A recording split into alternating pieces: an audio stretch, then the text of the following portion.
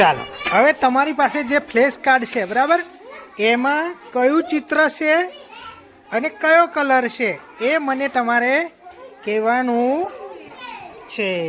ચાલો પ્રિન્સુ, લીલો કલર, સરસ, જોરથી બોલવાનું, લીલો કલર, હા. શાનું ચિત્ર છે કહેજો મને. ચીકુ. તારે ગાજર અને કલર કયો?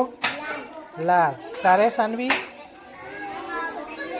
છત્રી અને લાલ કલર.